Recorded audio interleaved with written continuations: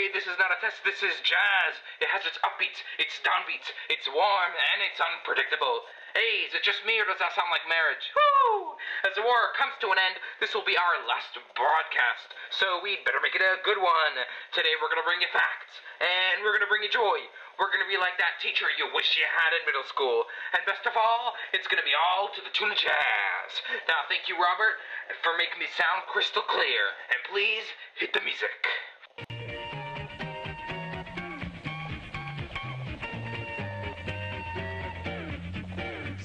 Now, on the music scene, a fresh couple are making a name for themselves with their hit music. Mary and Les Paul, a music couple, just released their new song, How High the Moon, and it's become a sensation. Just last year, Les Paul teamed up with renowned guitar and mandolin manufacturer Gibson to make a special guitar they are calling the Gibson Les Paul. Along with his music and guitars, he has also introduced a new and fresh technology to the music industry.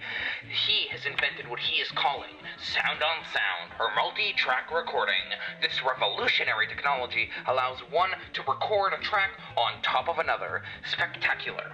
He has also been credited with inventing reverb, delay, and echo effects. Whether his inventions and guitars will spread, no one knows, but his music is here to stay. Now, a quick break from our sponsor for today's broadcast. Do you ever feel like you need a break? You just need to relax. Well, Camel cigarettes are just for you. According to a recent poll, more doctors smoke Camels than any other cigarettes. Just ask your T-zone, your taste and throat. These miraculous cigarettes are just what you need to have a better life. Now, go and get yourself some Camels. Camels, tastier tobacco. Now, our first guest today's tinkering with electronics at the age of 12 gave us what we know today as the first electric guitar. Please welcome the Les Paul. Now, Les, we were wondering, how did you start inventing these miraculous instruments? I was working at barbecue stand way back in 1928. They said, he's not loud enough, he's not loud enough. So I just took my mother's radio and took a telephone, broke it in half and took the part with the mouthpiece on it, and I sang into it, and it went into my mother's radio and out the radio, and everything was fine, but they couldn't hear the guitar. So it was time to take my dad's radio, take the other half of the telephone, stick it under the strings, amplify the guitar, and then the tips went sky high, and of course here I am with an electric guitar on my hand, to shove in the face of the whole world, to torture all the people that like good music. Wow, Les, what an amazing story.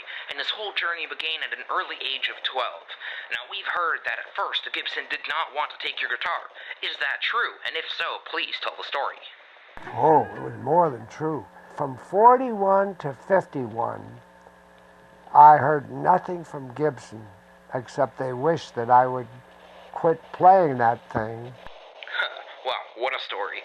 Now Gibson embraces that guitar so much, it's funny to think that at first they didn't want it. Now, another thing you've been credited with inventing, probably one of your best inventions, track-on-track recording. Please tell us about that. Well, this is the key to the whole thing. This little mixer that we built in our garage, and this was our monitor speaker. This is it, and a tape machine that Bing Crosby gave me, and that was it. This is a flywheel from my dad's car, one of his old junk cars. He was in the garage business.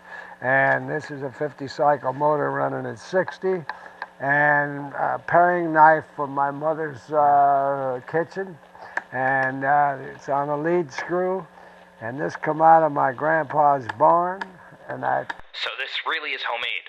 Yeah, it's homemade. Yes, so Les here in the studio is holding this machine that he's describing. It's a cutting lathe that cuts the grooves into the vinyl to record the music. Now, Les, thank you so much for coming in. I'm sorry we're a little short on time, but please catch us next time on Hello, My Friends in Korea.